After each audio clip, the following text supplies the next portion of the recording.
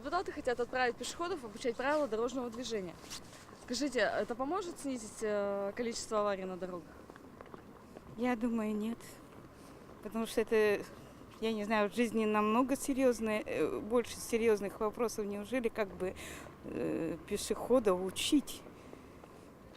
Нет, я не считаю так. Пусть более серьезными вопросами занимаются.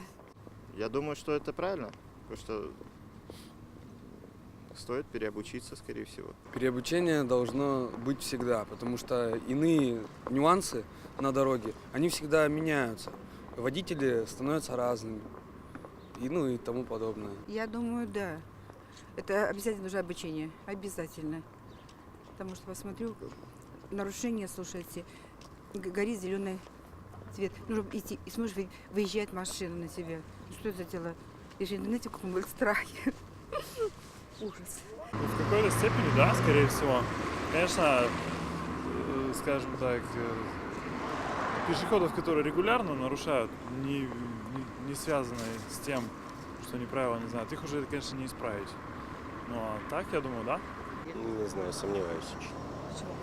Но мне кажется, ничего это не решит. Может и уменьшить.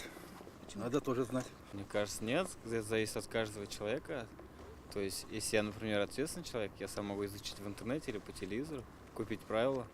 То есть, и я их не буду нарушать. Зачем обязательно учить? То есть, самообразование, саморазвитие. Для пешеходов, конечно, поможет.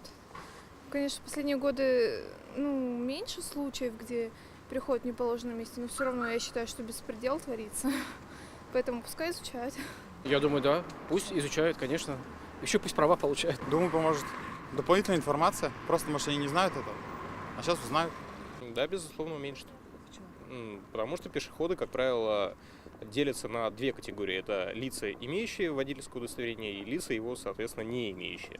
Те, кто не имеет водительского удостоверения, не задумываются о том, что пешеход может делать, чего он делать не вправе. Они не знают, что такое время, предоставленное для завершения маневра и прочего.